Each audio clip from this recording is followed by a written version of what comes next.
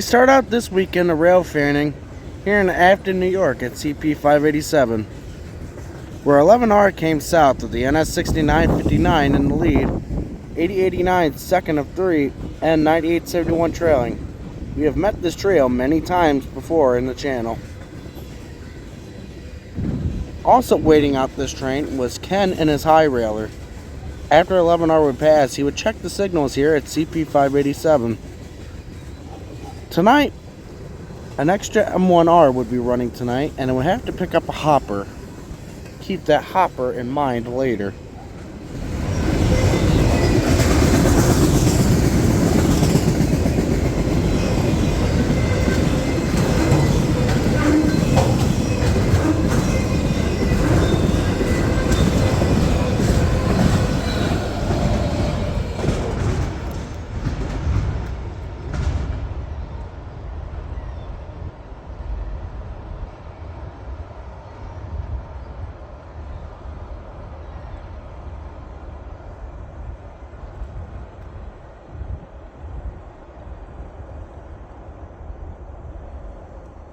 A couple hours later, another southbound makes its way down the D&H. This train is NS265, and he has an all EMD show.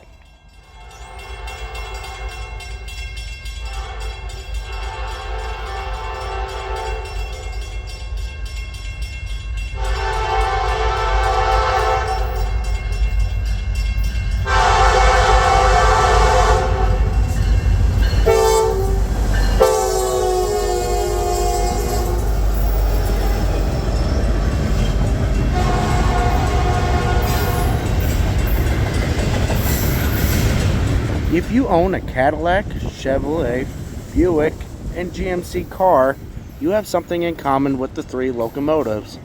All of them are produced by General Motors. These three locomotives are produced by General Motors EMD in one way or another. The first and third units are in NS black and white, while the second unit is in BNSF orange. However, it's not owned by BNSF. It's owned by Wells Fargo Bank. But for this next train, we have plenty of BNSF orange with actual BNSF ownership.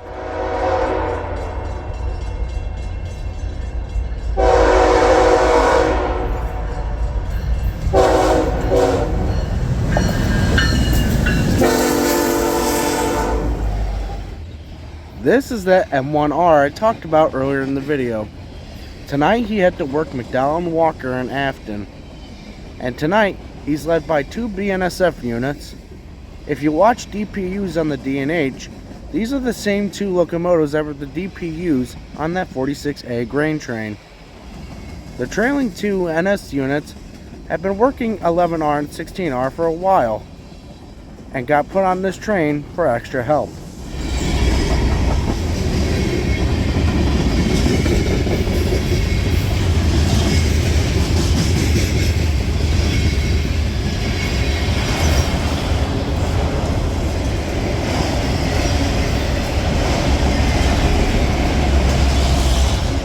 Remember how I told you to keep that hopper in mind? Well, that covered hopper jumped the tracks as the train was backing up to get it. This M1R here that we saw in Bainbridge is on the ground.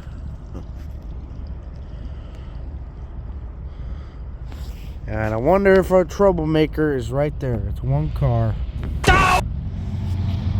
With the M1R's issues, it caused trouble for the other trains tonight, as 264 had a speed restriction coming through town.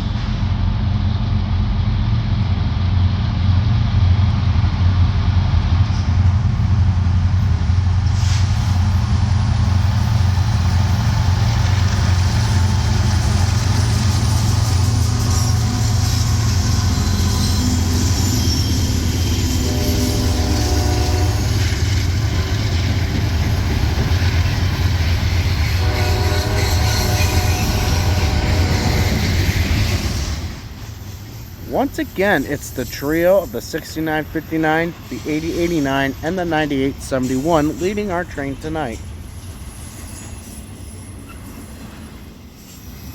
When the 264 clears Afton, he notches the engines back up to maximum authorized speed, which is 40 miles per hour through here. In town, the trains have a higher speed limit than the cars do, as the cars have a top speed of 30 miles per hour, while the trains have a top speed of 40.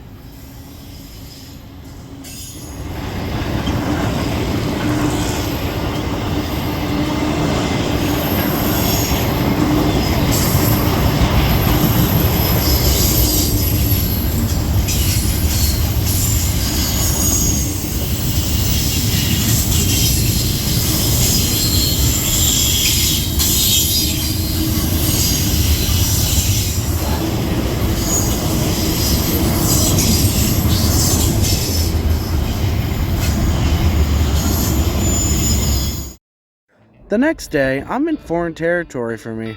I'm in Waverly, New York on the Ithica Central, former Lehigh Valley, former Conrail, and former Norfolk Southern. The Ithica Central bought the line in 2018 from Norfolk Southern and has operated since. In Waverly, the former Lehigh Valley meets the former Delaware-Lackawanna main line. The two cross each other here in Waverly, although I don't think I got that on camera. Waverly is home to a big rail car repair shop, hence why all these tank cars are sitting here. They're either all fixed and ready to go, or coming in and need maintenance and repairs.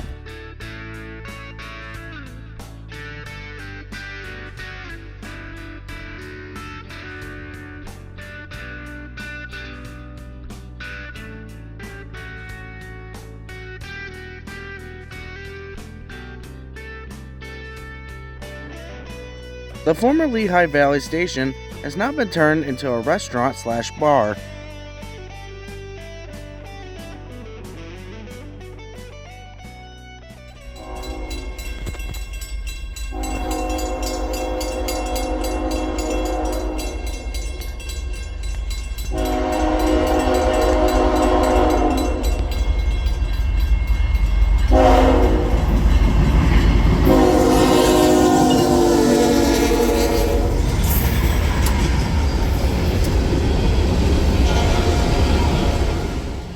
We're back in Bainbridge and back on the NSDNH, where our next train, the NS47A, comes south. The 47A is empty grain loads from AR Massachusetts out of Adrid Mills to Ceresboro, Illinois on the BNSF, hence why there's a bit of orange power on this. As of when I'm making this video, there hasn't been another grain train since, as these trains are as needed. Whether we get more of these trains or not remains a mystery, but I hope we do, because I love seeing those orange pumpkins in their cars.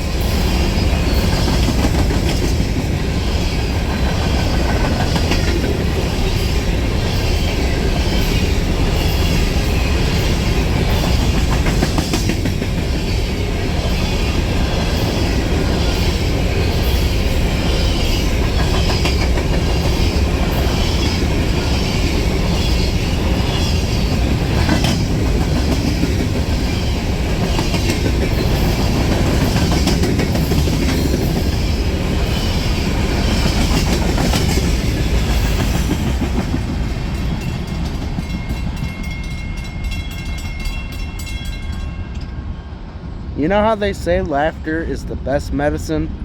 Well, I hope you get a chuckle out of this. What time are you supposed to come today?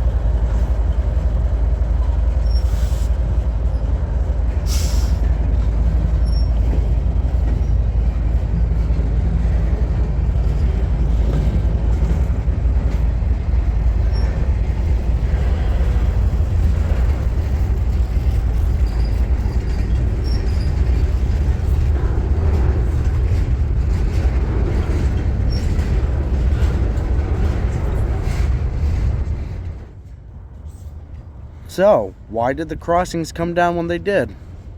Well, in the sensors of each crossing is a speed predictor. When the train passes over its sensor, it predicts the speed of the train and times when the crossing should come down. FRA mandates say that crossings should come down 20 seconds before the train. But why was he going this slow to begin with? Well, signal issues. The signals were showing him aspects they weren't supposed to be. The signal at 574 gave him an approach, which means expect to stop at the next signal at 30 miles per hour. Then the next signal at 576 gave him a restricting. That means 15 miles per hour and prepared to stop half the distance of what you can see. The signal at 578 dropped from a clear to restricting as well.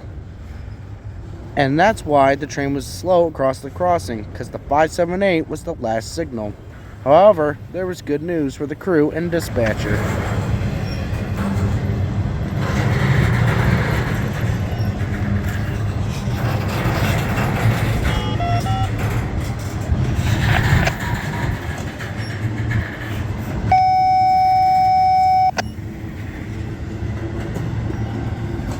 DNH over. 265 DNH, clear signal 581 over. Okay, clear signal at 581. So you had an approach at the 574, restricting at the 576, and then the 578 dropped from clear to restricting. Next signal was clear. Over. That's all correct, over. And which one was that? Was a 580 signal, over? The 581 is clear, 581, over. 581 was clear, I copy that, thank you. Thank you.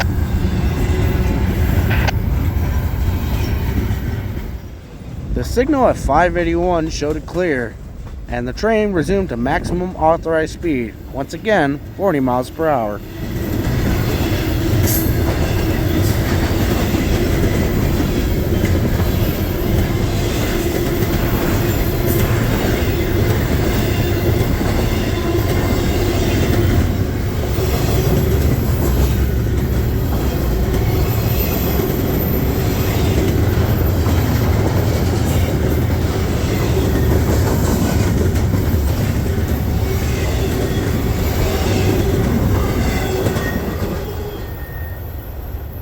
I hope you enjoyed the video. If you liked it, make sure to like, share, and subscribe, and comment down below. Until then, thanks for watching. God bless. We'll see you around the bend.